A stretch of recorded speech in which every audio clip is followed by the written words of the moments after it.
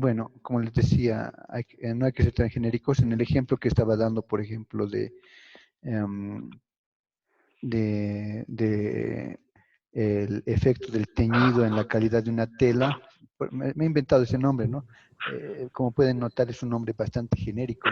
Quería colocar, por ejemplo, el efecto del teñido con, a ver, no sé, con ciertos químicos o con ciertos elementos naturales, ya mucho más claro, ¿no?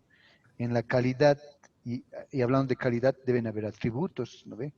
Entonces, ¿qué será? La flexibilidad de la tela o, o, o en la pérdida del color, no sé, tantas cosas. Entonces, ya un nombre mucho más elegante, más claro de qué se trata, ¿no?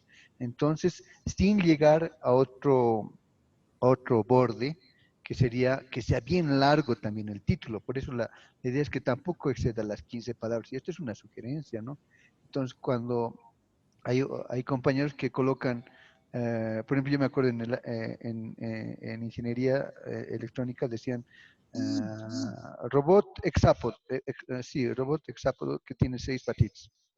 Nada más, ¿no? Bien genérico su nombre, ¿no? Entonces, pero cuando uno veía su producto, en verdad tenía muchas cosas, ¿no? Entonces, hay que ser un poquito más específico.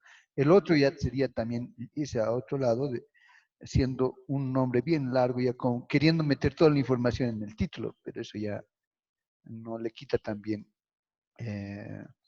digamos, distrae la atención. Por ejemplo, acá podemos ver ejemplos de eso. Dice, el título no debe ser ni corto ni largo. Fíjense este nombre, Nutrición Enteral en Oncología. Bien cortito, ¿no ve? Este otro, complicaciones hidroelectrolíticas e infecciosas en un año de nutrición parental en cuidados críticos.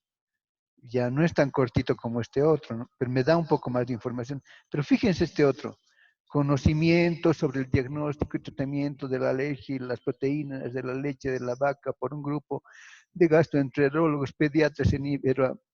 Ay, caramba, el resultado de la encuesta del grupo de trabajo de alergia alimentaria de la Sociedad Latinoamericana, o sea, un nombrazo, ¿no? Entonces, quizás ven, fíjense, siendo el objetivo principal, y eso hay que tenerlo claro, mi objetivo es que estoy buscando que lea mi artículo y no estoy buscando que lea cualquiera, sino gente de este tipo, ¿no? Entonces, si quiero que lo lea, digamos,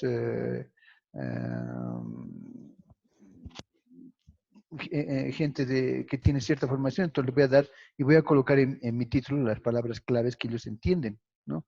Pero si paso ya también, miren, a tanto dato, un investigador viene, se va a asustar de tanto, generalmente cuando ustedes vayan a buscar, pónganse en el caso de ustedes van en busca de artículos científicos a cualquier base de datos y artículos que estén relacionados a su tema, por ejemplo, el teñido, ¿no? Entonces, cuando coloquen en el buscador, y eso vamos a ver mañana, les van a salir no uno, ni 10, ni 20, ni 100, les van a salir miles de artículos científicos. Y no van a leer los miles, entonces ustedes van a tener que buscar solamente los que son los más parecidos a esos artículos. De ahí la importancia de un buen título. Si es muy cortito, ya no, voy a leer, sí, tiene algo que ver con mi tema, está en mi línea, pero será así, nutrición enteral, será tan, y ya no voy a tener que leer solo el artículo, veré el siguiente, ¿no ve? Así más o menos. Pero si veo un título así como este, un poquito, no es tan largo y tiene la información esencial, entonces ya después de leer el título me paso a leer el contenido. Pero si es un título así de largo, hay gente que ni siquiera alcanza a leer, comienza a leer a la rápida, no, me paso al siguiente. ¿Se dan cuenta? Entonces, si es que el objetivo de nosotros es ser visibles, y ser visibles es que lean nuestro producto, entonces tenemos que dar un título eh, eh, mm, con este criterio. No debe ser ni tan corto ni tan largo como les comentaba, unas 15 palabras. Sigamos viendo algo más sobre el título. El título debe evitar que sea en serie. Yo he visto esto por si acaso en la visita, algo así, miren, había un artículo, no es este, era otro, ¿no? Pero miren, estudio comparativo de estructuras de educación y atención a la infancia en 7 países: Australia, Bélgica, Brasil, Canadá, Cuba, Francia. ¿Se dan cuenta? O sea, cuando ya aquí haya, eso quiere decir que en el futuro, leyendo solamente este título, dice, en el futuro seguramente va a continuar este artículo y ya va a decir Bolivia, después va a decir, qué sé yo, Paraguay, no sé, otro país más. Entonces, eso ya es, da la sensación de que hubiera la necesidad de continuar, ¿no? No es un estilo muy adecuado. O este otro, sobre la medida de las magnitudes, primera parte, de cuando colocamos primera parte, también. No son recomendables este tipo de artículos, ¿no? Entonces tenemos que buscar un nombre genérico, pero y a la vez que sea específico. Por eso hay que pensar bien en el nombre que vamos a darle. Es la clave, el título. Algunos detalles más sobre el título. El título y el objetivo deben coincidir. Como saben, dentro de la estructura ya del artículo científico, uno de los puntos es el objetivo general y los objetivos específicos.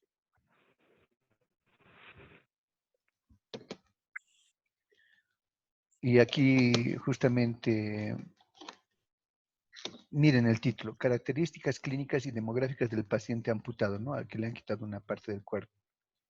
Y el objetivo del presente trabajo fue dar a conocer las bondades del programa de rehabilitación para discapacitados por amputación del miembro superior. Ven que el título no refleja mucho lo que dice el objetivo. Entonces, acá habla, por ejemplo, de un programa de rehabilitación, de aquí características clínicas, como que esta palabra clave de los objetivos no está en el título cuando debería estar. Entonces, y eso ocurre, uno ve un título interesante, es como ver el título de una película, dice, uy, se trata sobre, qué sé yo, sobre extraterrestres, por decir, y cuando vemos la película habla de otra cosa, digamos, ¿no? Entonces, más o menos en el título, si no lo escribimos bien, ¿no? Eh, podemos hacer, podemos generar, digamos, artículos que muestren con su título un tema y en verdad el artículo habla no exactamente de eso, ¿no?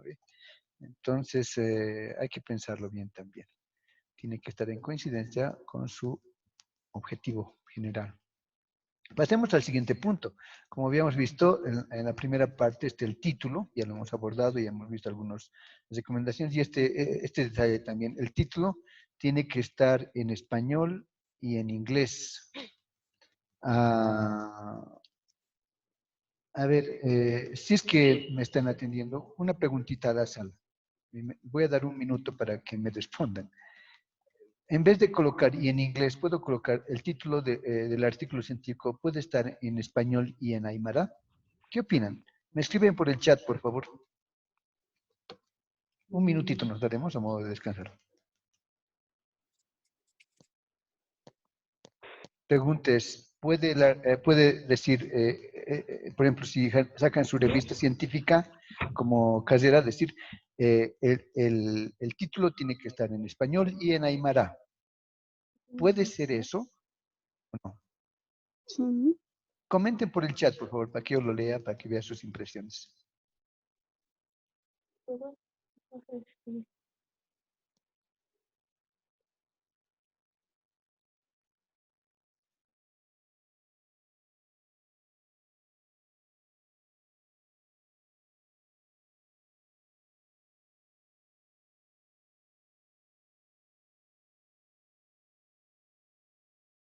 Bueno, veamos algunas respuestas de algunos compañeros y que nos comentan lo siguiente. Dice, simplemente dice sí. Ah, ya. Primera pregunta dice, Inge, antes, por favor, el título debe ir dónde y cuándo. Y está acá, ¿no? En la estructura que les he comentado al principio. Está acá. Esta es la estructura completa. Y el título es lo primero, después viene el autor, resumen, esta es la estructura. No les digo obligatorio, porque cada revista, por ejemplo, si sacan la revista en la carrera, pueden respetar este formato, pero de acuerdo a las características de su carrera, pueden añadir otros puntos más o pueden eliminar algunos puntos. Lo que sí no pueden eliminar son estos 4 puntos que están acá, el IMRID, esto no, ¿no? Pero respondiendo a la pregunta, el título va aquí arriba, es la parte principal. Vamos a la siguiente. Depende del público al cual está dirigida la investigación. Esta compañera investigadora Sandra Patricia dio en el objetivo. Más que todo, depende del público al cual está dirigida la investigación. No exactamente, pero estás bien cerca. En verdad no depende del público al cual está dirigida tu investigación. Digamos, tú como investigador dices, uy, yo quiero que mi artículo científico principalmente lea a la gente del área rural, por eso lo voy a hacer en español y en aymara. Lamentablemente no es así. Mucho depende de las políticas editoriales de la revista donde tú quieres publicar, porque tú como investigador, si deseas, puedes publicar en la revista científica de tu carrera, o de otra carrera, o de tu universidad, o de otra universidad, o de tu país, o de otra universidad, no importa dónde quieres publicar. El tema de fondo es que vas a ver que cada revista tiene su política editorial. Y hay en blanco y negro te van a escribir. El artículo tiene que llevar el título en español y ahí te van a decir, en inglés, en aymara. Hay otros que son bien genéricos y dicen, y en otro idioma. Ay, sí, ya. Si te han dado cabida, le puedes poner en aymara, porque ellos te dijeron eso. Pero hay muchas revistas que son bien claras aquí, solamente en español y en inglés, español y francés, español y así, ¿no ve? Si es, por ejemplo, por convenio con una institución, una universidad holandesa, por ejemplo, ellos te van a pedir en español y en holandés, por decir, ¿no? Entonces, no depende del investigador, depende de la revista donde tú quieras publicar. Pero no, nos has abierto muchas luces, estimada Sandra. El ingeniero Yampara nos comenta, la intención es que tenga difusión mundial, utilizar otro idioma originario nos limita. Y ahí decía, eh, reitero, sí, la idea lógicamente es clara. ¿Por qué muchas revistas piden español e inglés? Porque lógicamente inglés es, es un idioma global, ¿no? Y permite que tu idioma, que tu artículo no lo lea solamente digamos, los investigadores de habla latina, sino también de habla inglesa, por decirte. Como es global, ya lo lee cualquier, un camboyano, un vietnamita, un chino, ya inglés todos entienden, al menos si es un investigador, ¿no? Nosotros lo mismo, si estamos desesperados por buscar, vamos a tener que buscar, no hay en español, vamos a tener que comenzar a ver cómo es la cosa en inglés y vamos a encontrar porque hay harta producción. Pero muy buena también, pero definitivamente les reitero, no depende del investigador, depende de la política editorial de la revista, así como ustedes como ingeniería textil, perdón, van a decir, ya, aquí que sea español e inglés, esa es su política de su carrera, ¿no? Pero si quieren que sea, digamos, como les decía, por ejemplo, una carrera del área social, por decirles lingüística, si tiene su artículo, su revista científica, aquí puede colocar español y un idioma originario, porque es la característica que le quieren dar, es su política editorial. Entonces depende de su revista. Aquí dicen, simplemente pienso que sí. Es la última que vamos a leer esta, y les agradezco por, miren, qué interesante recibir esto, no nos alcanza para leer mucho. Hay que tener en cuenta, las revistas internacionales se caracterizan por tener traducción completa al inglés. Sí, eso es correcto, pero les reitero, depende de la política editorial de la revista, ¿no? Aquí nosotros podemos pensar que, como investigador, quisiera que lo lean los del área rural, quisiera que lo lean los chinitos, pero no, depende de cuál sea la política editorial. Entonces, en el CV, por ejemplo, había una política editorial bien clara. En las universidades, dentro de las universidades también hay su política editorial era diferente y eso hay que discutirla ampliamente, ¿no? Seguramente las autoridades de la carrera lo van a discutir, lo van a pensar Yo he visto incluso revistas científicas que no tienen una traducción, sino tienen hasta 3 traducciones. ¿No? Entonces, eso es política editorial. Les exigen a los autores, ¿quieres publicar aquí, por favor, en este idioma y este idioma? ¿No? Hay otros que también trabajan de esa forma y tendrán sus razones. ¿No? Muchas gracias. Lamentablemente el tiempo nos está consumiendo, pero gracias una vez más a todos los que me han dado los comentarios. Sigamos avanzando entonces. Eso es con respecto al título, ¿no? Vamos avanzando entonces. Después del título, perdón, voy a regresar acá, viene el tema del autor con afiliación institucional. Muchos agarran, colocan el título y el nombre del autor. ¿No? Pero ¿cómo es la forma correcta? Aquí ya les he dado pautas, pero leeremos lo que dice acá en el slide que he preparado por ustedes. Dice, autores, anotar hasta máximo de 6 autores en orden de importancia a su participación. Esto ya es un extremo, pero si es que hay un grupo de investigación bastante amplio, este es el tope, ¿no? Porque ya escribir una, ¿cómo se llama? Toda una cola de 20, eso ya tampoco, ¿no? No se entiende quién es el principal, quién es el secundario, etcétera, etcétera. Como máximo. Lo ideal, generalmente, mucho depende, reitero, de la envergadura de la investigación. Si es que es una investigación que ha abarcado muchos investigadores, muchos temas, todo eso, entonces, claro, hay que colocar, pero generalmente en nuestro entorno, uno o dos autores por nuestro, se colocan en cada artículo, pero se puede colocar más, ¿no? No solamente hay que colocar el nombre, de inmediato hay que colocar la filiación, filiación académica, es decir, digamos, um, ingeniero, bueno, perdón, ingeniero Yampara, voy a usar su nombre, ¿no? Ingeniero Yampara, si fuera un artículo científico como autor, ingeniero Yampara y su filiación académica, Universidad Pública del Alto, carrera de Ingeniería Textil, ¿no? Tiene que indicar, ¿no? Entonces, no colocar eso no se considera como algo correcto porque recuerden cuál es el objetivo de publicar, ¿no? De que la gente lea. Y si es que alguien lee el artículo, ve como autor y que diga solamente ingeniero y ampara, pero ¿dónde estudiará? ¿No ve? ¿Dónde? Etcétera, o dónde estará trabajando para buscarlo, todo eso, ¿no? Entonces, es necesario colocar, además que es algo con la cual retribuimos a nuestra alma mater, ¿no? O sea, donde estamos estudiando, trabajando incluso. Su contribución esencial referido a la concepción, diseño, este tema también es bien importante, ¿no? Eh, eh, no podemos colocar también ya autores por agradecimiento, ¿no? ¿Eso a qué me refiero? En el sentido de que, a ver, aquí están los ejemplos.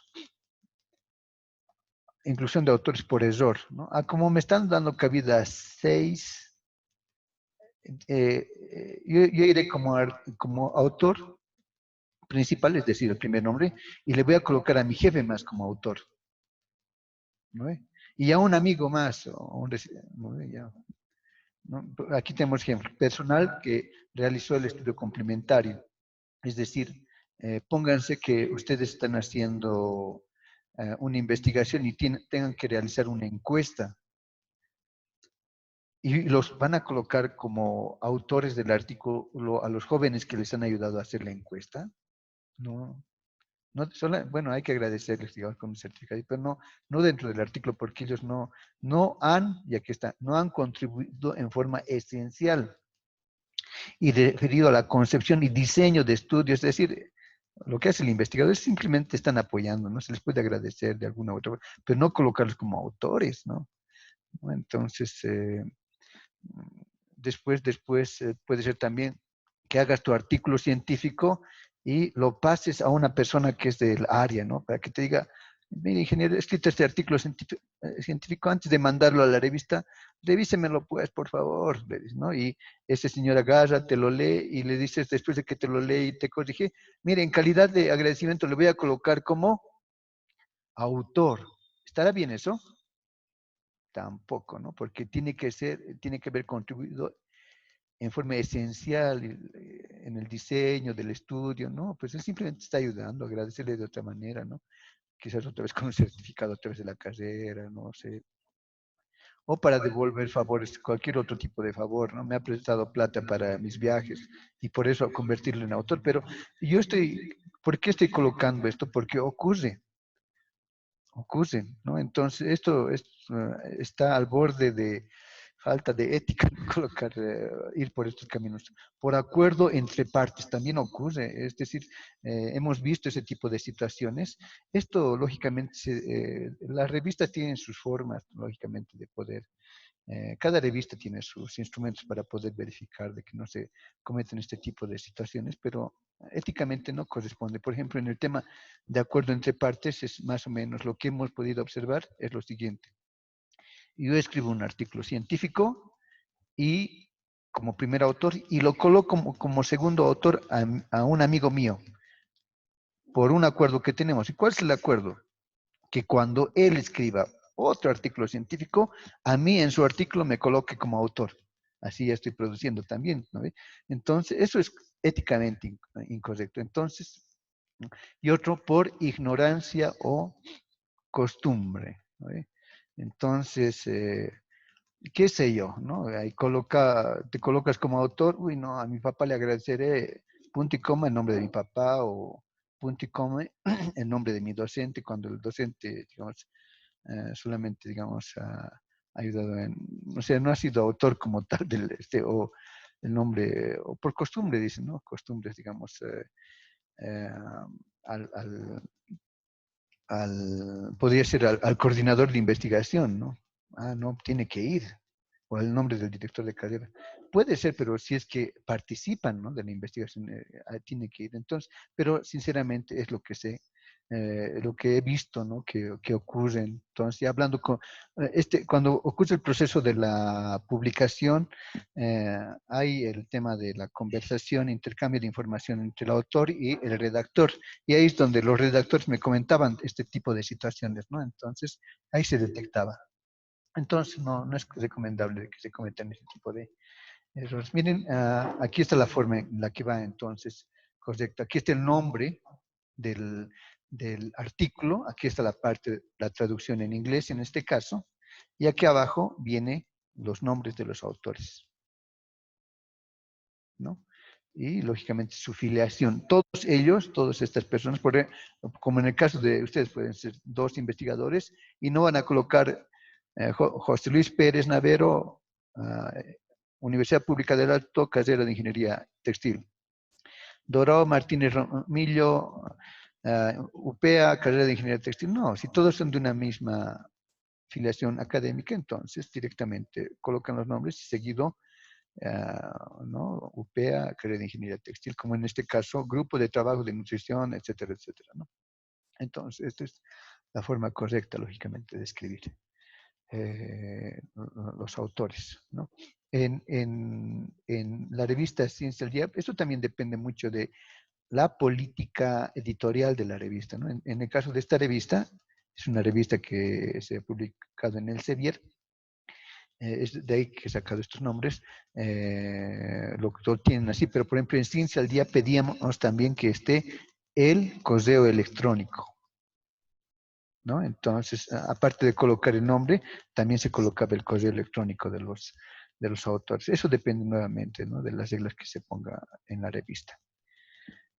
Bueno, ya hemos visto entonces el tema del título, hemos visto el tema de los autores. Veamos el siguiente paso, ¿no? El siguiente paso es el resumen o abstract.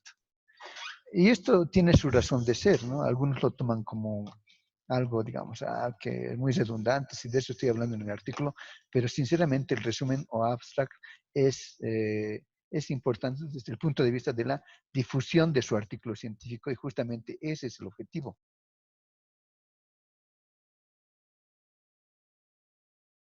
Recuerden el ejemplo, ustedes van a buscar un artículo científico, están en eso, y de pronto colocan la palabra clave, por ejemplo, teñido de telas, y les sale cualquier cantidad. Y el primer reto que tienen es, de los miles de nombres que han recibido, elegir digamos, unos 10, los mejorcitos. Entonces, para elegir los 10 más cercanos a su investigación, se van a basar solamente en el título. Y ya, acto seguido, van a leer el resumen. Porque leer todo el artículo, entender el artículo toma tiempo, ¿no? No es 30 segundos. Entonces, lo primero que leemos es el resumen, ¿no? Ahí nos dice cuál es el problema, qué método, qué resultados, qué conclusiones. Ya. Entonces, con eso sí ya queda claro, sí, este es el artículo que necesito. Pero si veo que en el resumen, no, había sido de otra orientación, no, tiene otra connotación, no, es otra temática. Es importante escribir correctamente el resumen, ¿no? ¿Y qué incluimos en el resumen? Justamente lo que les adelantaba, ¿no?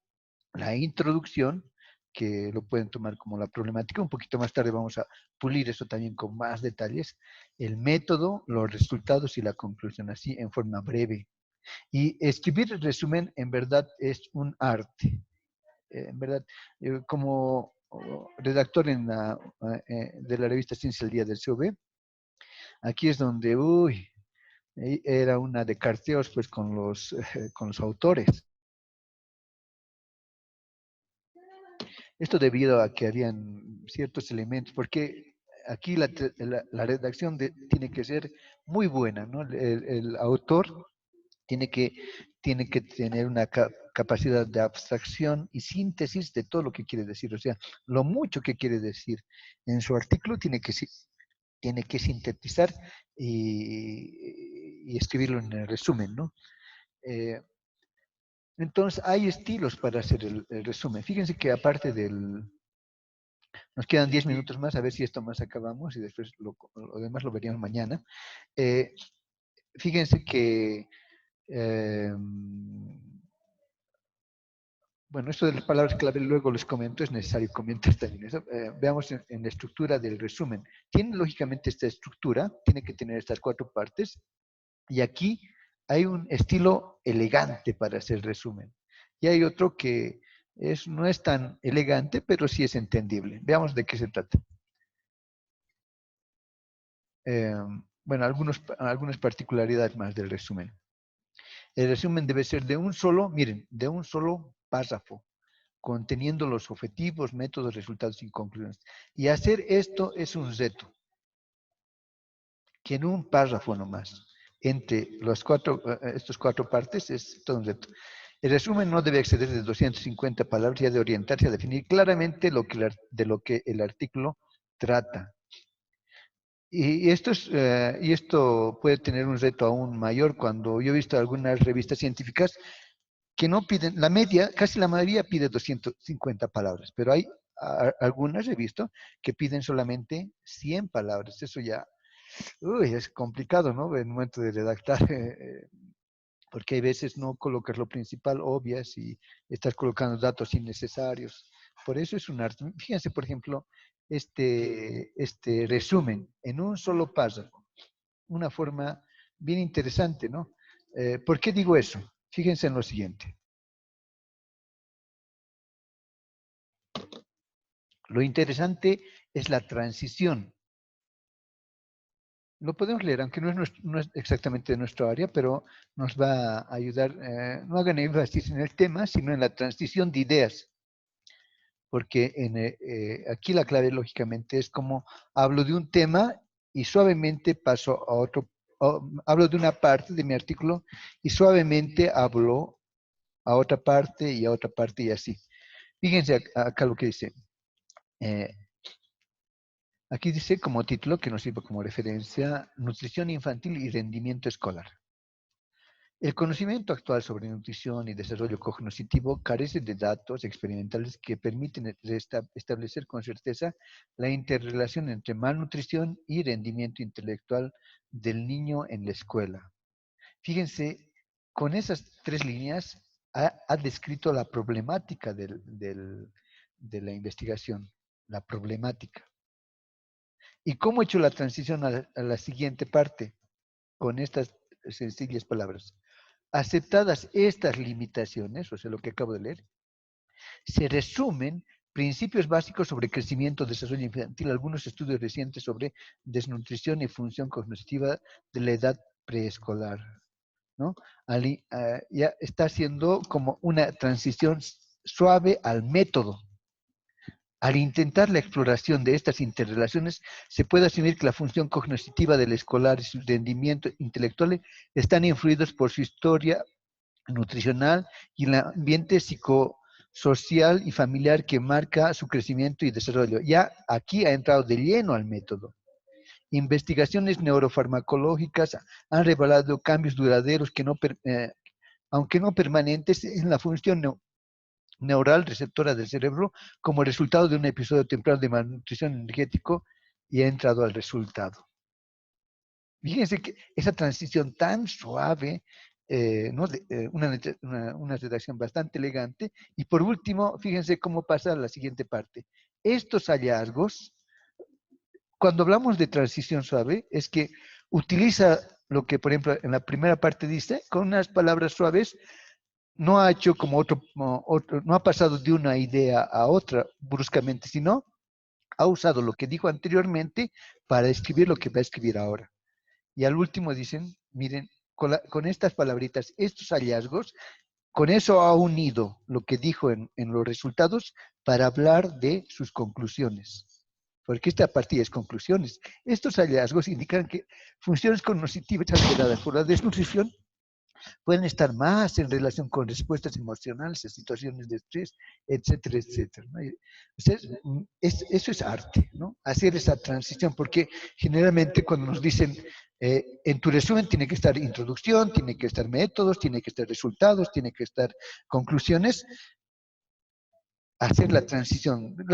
Nosotros como investigadores sabemos qué es nuestra introducción, qué es nuestro método, etcétera, etcétera.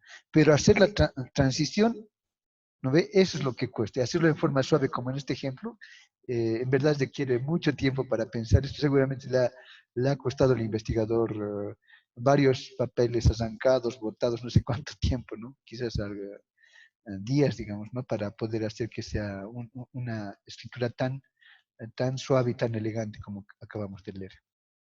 Acá yo estoy resaltando justamente esas partes. Pero si es que tú eres un investigador nuevo, un estudiante que tiene esas ganas, ¿no? De poder compartir tu conocimiento y estás escribiendo un artículo científico, y en verdad este estilo de escribir resúmenes es para profesionales, ya que han escrito muchos artículos científicos, ya tienen ese reflejo y lo hacen suave. Incluso para un profesional lo puede hacer también, pero en verdad que toma bastante tiempo, digamos, porque hay que saber elegir palabras, etcétera, etcétera, ¿no? Y hay veces que a un estudiante le cuesta eso.